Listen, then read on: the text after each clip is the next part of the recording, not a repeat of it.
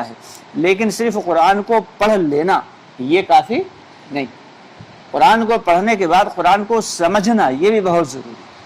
آج عام طور سے دھوکہ یہ لگا ہوا ہے کہ جنرلی طور پہ لوگ قرآن پڑھنا ہی نہیں جانتے، اور جو قرآن پڑھنا جانتے ہیں وہ پڑھتے نہیں، اور جو پڑھتے ہیں وہ سمجھتے نہیں، اور جو سمجھتے ہیں وہ عمل نہیں کرتے۔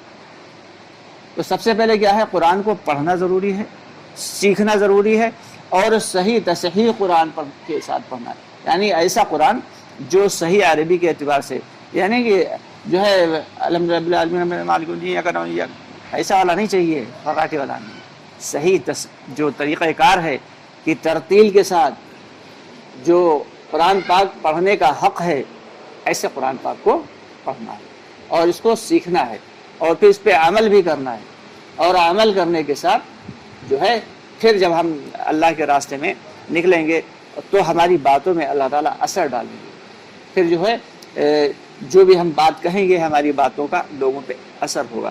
تو اس لیے صرف بات کا کر لینا یا قرآن پاک کا پڑھ لینا یہ کافی نہیں ہے، بلکہ قرآن پاک کو سمجھ لینا اور بات کو اپنی ذات کے لیے کہنا یہ ضروری ہے۔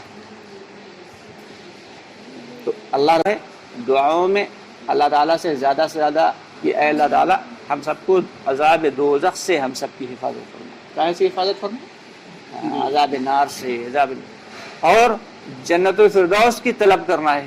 جنت الفردوس مخصوص لوگوں کے لیے ہوگا، ویسے عام طور سے جو جنتی ہوں گے انہیں جمعے کے دن جو ہے اللہ پاک اپنا دیدار کرائیں گے، جمعے کے دن، اور جب جنتی کو اللہ کا دیدار ہو جائے گا تو جنتی کیا کہیں گے، اے اللہ مجھے یہ حور و قصور نہیں چاہیے، مجھے یہ حوریں نہیں چاہیے، مجھے یہ جنت کے محلات نہیں چاہیے، مجھے یہ جنت کی نعمتیں نہیں چاہیے، اے اللہ بس تو مجھ سے بات کرتا رہے اور میں تجھے دیکھتا رہوں، اس کے علاوہ مجھے کچھ نہیں چاہیے۔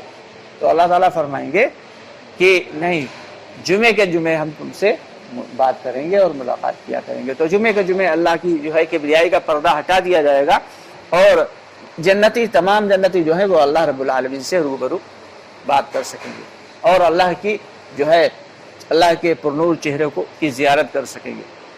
لیکن جنت الفردوس والے وہ جنتی ہوں گے کہ وہ روزانہ صبح و شام اللہ تعالیٰ کی زیارت کریں گے۔ تو ایسے اپنے آپ کو جب بھی دعاؤں میں مانگیں، کیونکہ اللہ بڑے ہیں۔ اب ہم یہ کہیں کہ ہم گنہگار آدمی، ہم تو یہ ہے، اب جنت الفردوس کو بڑے لوگوں کے لیے بڑے لوگ نہیں، ایسا کچھ نہیں ہے۔ اللہ جس کو چاہیں لمحوں میں معاف کر دیں، اور جس کے چاہیں جو ہے درجات کو بلند کر دیں، اللہ کے لیے کچھ بھی مشکل نہیں ہے۔ تو اس لیے فکروں کے ساتھ ہم سب کو اللہ کے حکموں کو پورا کرنا ہے۔ اور یہ جو نماز پڑھنے کے لیے ہم مسجد میں آ رہے ہیں تو عام طور سے دھوکہ یہ لگ جاتا ہے کہ رمضان میں ہی نماز فرض ہے۔ کیوں بھائی ہے نہیں؟ رمضان میں آخر اتنے نمازی ماشاءاللہ کیوں؟ عام طور سے کیوں نہیں ہے؟ رمضان میں تو بے شک نماز فرض ہے ہی، لیکن رمضان کے علاوہ بھی نماز فرض ہے۔ ابھی 2-3 سال پہلے کی بات ہے کہ کرسی روڈ کے اوپر ایک امام، لیکن نماز کسی حالت میں بھی معاف نہیں ہے۔ ہر عاقل بالغ مرد اور عورت پہ نماز کا پڑھنا لازم ہے، فرض ہے، چاہے وہ سفر میں ہو یا حضر میں ہو، چاہے وہ بیماری یا پریشانی میں ہو، بیٹھ کے کھڑے ہو کے نہ پڑھ پائے بیٹھ کے پڑھے، بیٹھ کے نہ پڑھ پائے لیٹ کے پڑھے، لیٹ کے بھی نہیں بچنا تو اشارے سے لیٹے پڑھ لے، پیر پھیلا کے پڑھ لے، چاہے جیسے بھی پڑھے، لیکن نماز کا معاف ہونا یہ کہیں سے بھی ایسا نہیں۔ عاقل اور بالغ ہے اور تو کوئی بھی مرد عورت اس کے اوپر، اگر مطلب عاقل سے مراد یہ ہے کہ اپنے شعور میں ہے، پاگل نہیں ہے، دیوانہ نہیں ہے، اور بالغ یعنی وہ 12-13 سال سے اوپر کا ہے، تو پھر اب اس کو اوپر نماز جو ہے پڑھنا لازم ہے، فرض ہے۔ تو اب سبھی لوگ یہ ارادہ کریں کہ جیسے ہم رمضان المبارک میں نماز پڑھتے ہیں، ایسے ہی انشاءاللہ اس کے علاوہ بھی دنوں میں نماز کی پابندی کریں گے۔ کیوں بھائی؟ کریں گے نا انشاءاللہ، اور اللہ کے راستے میں نکلنے کی بھی کوشش کریں گے۔ اللہ کے راستے میں نکلنے سے مراد کیا ہے کہ اپنا وقت تھوڑا سا، یہ جان اور یہ مال اور وقت تھوڑا سا اللہ کے راستے میں لگایا جائے، جس سے کہ ہماری زندگی میں جو ہے وہ دین کو سمجھنے کی اور دین کو جو ہے اس کے بارے میں جاننے کی فکر پیدا ہو۔ अभी तो हम दीन को सिर्फ ये समझ रहे हैं कि जो नमाज पढ़ रहा है, रोजा रख रहा है, बस वही दीन है। ऐसा नहीं है।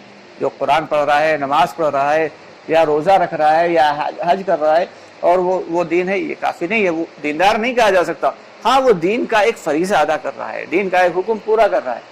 दीनदार, दीन में तो बहुत सारी चीजें आती, बहुत सारी, कि हमारा खाना पीना कैसा हो, हमारा जो है हमारी जिंदगी सुन्नतों से मुज़य्यन हो, सुन्नतों से सजी हुई हो, हमारा हर अमल अल्लाह के नबी सल्लल्लाहु अलैहि वसल्लम के पाकीज़ा तरीक़े के मुताबिक हो, हमारा हर अमल अल्लाह के हुक्म के मुताबिक हो।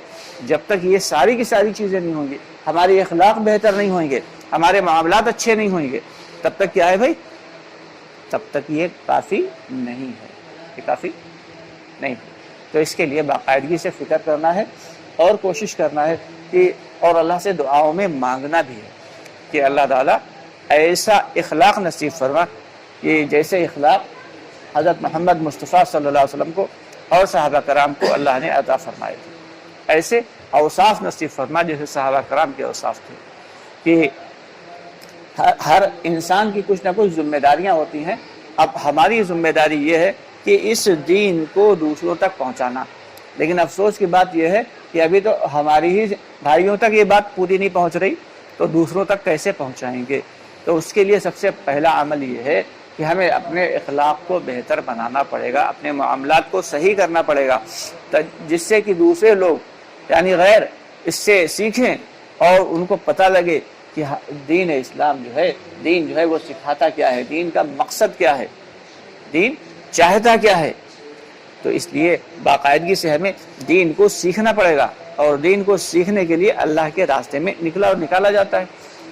अल्लाह के रास्ते में निकालने का मतलब ये नहीं किसी से उसकी स्टडी ख़त्म करवा देना, या स्टडी छुड़वा देना, या पढ़ाई बंद करवा देना, या उसके बीवी बच्चों से उसे जुदा कर देना, या उसे माँ बाप से हटा देना, तो या उसका घर बार या कारोबार छुड़वा देना, ये मकसद नहीं है।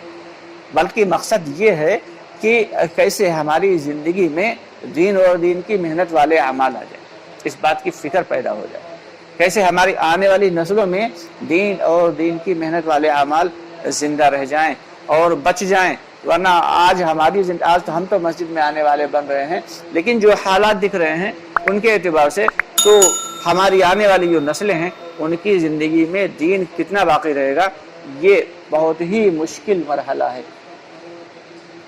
तो आने वाली नस्लों की फ़िक्र के लिए हम सबको बाकायदगी से दीन की मेहनत करना है, और अपने बच्चों को जो है दीन के बारे में सिखाना है, और घर में तालीम को ज़िंदा करना है, फ़ज़ाइल अमाल की, मुंतखब की बाकायदा। जैसे रोज़ाना बहुत सारी चीज़ें होती है घर में कि खाना भी खाया जाता है और बहुत सारे अमाल होते हैं, ऐसे ही हम तालीम को भी ज़रूरी बना लें कि भले 5 मिनट हम तालीम करें, चाहे 2 ही हदीसें पढ़ें, लेकिन सब लोग यकजा होकर बैठें और उसके बाद फ़ज़ाइल अमाल की या मुंतखब की बाकायदगी से तालीम हो, जिससे कि हमारे घर में रहमतें और बरकतें उतरेंगी।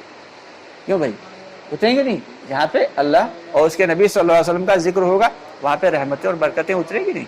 तो इसलिए हम सब की जिम्मेदारी ये है कि हमारे बच्चों की, हमारे घर वालों की ज़िंदगी में दीन और दीन की मेहनत वाले अमाल आ जाएं। इसके लिए घर में जो है बाकायदगी से घरों की तालीम को ज़िंदा करना है, और अपने अमाल को जो है बाकायदगी से किसी को ज़बरदस्ती नहीं बिठाना है।